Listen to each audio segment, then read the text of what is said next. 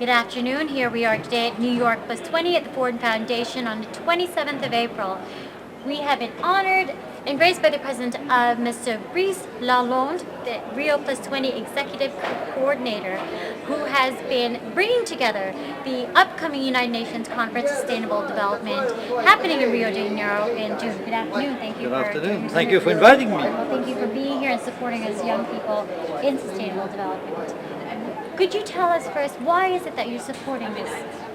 Well, because an international conference on the future, on the next 20 years, cannot be even thought about if you don't have the youth and the people who are going to actually live, are going to be living these 20 next years to be part of the conference. So we need your input. What are the important factors of the negotiations that young people can participate? Well, you have lots of ways of contributing.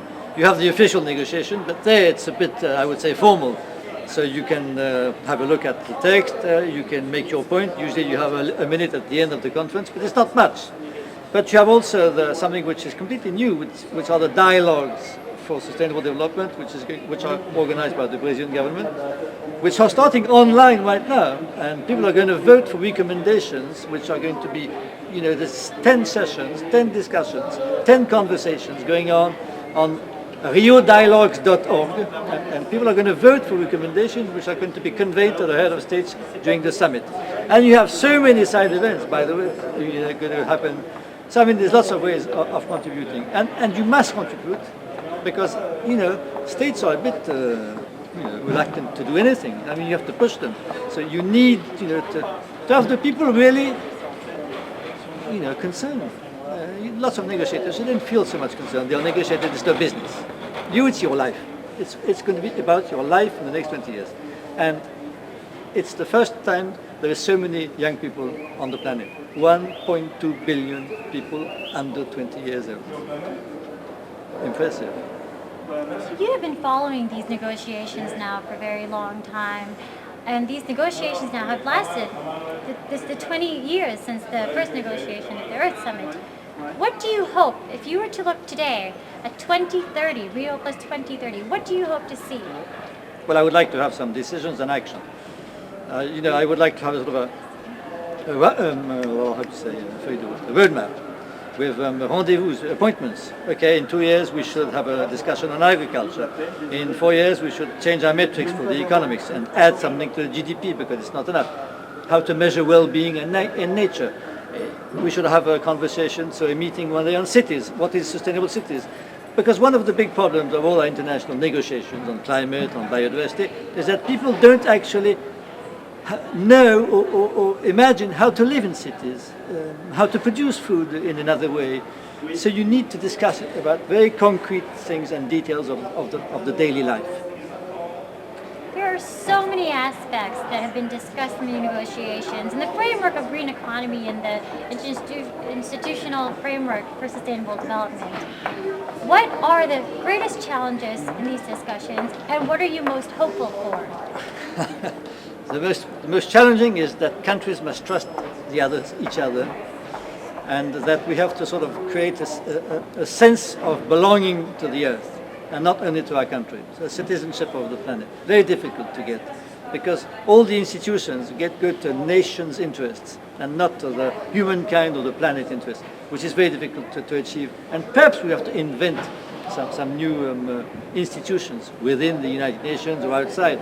Like the ombudsman idea for future generations. It's a completely new idea. Can that exist? But it's perhaps that sort of idea which we need, imagination. So that's one thing which is a big challenge: imagination, common sense, and courage to do it. And my biggest hope is that in 20 years you'll be proud of what has been decided today. In June.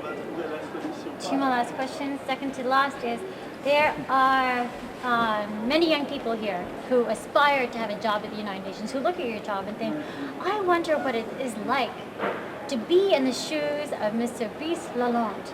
What is it like in the day of your life? Well,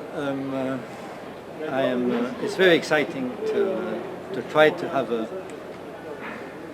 to coordinate, because that's exactly the title of my function, to coordinate all the aspects of a conference like this, which means to see people like you, to see negotiators from official governments or ministers, to see people in the where they live, the fishermen in Mauritania, or the peasant in the mountain of Bolivia, or the dweller in New York, and to try to understand how all these different people, what they think about that, how can they contribute, what are they expecting, So that's fascinating, and of course also to know as much as possible about nature, how it works, about the oceans, to have all these figures. But on the other hand, these negotiations are so frustrating because they're so long, and we need so much more enthusiasm. So to be in my shoes, sometimes I would like to be in yours. And lastly, Mr. Brice, what is your message? If you had one message to the young people in sustainable development, what is it? Do it. Well, there you go. Very simple and yet very tangible. You just have to act and do it to get the future that you want. And don't forget to visit the dialogue, which is riodialogues.org. Well, thank you so much for being here. Thank you very much. Thank you so much for taking the time to support New York+20. Thank you for doing all that.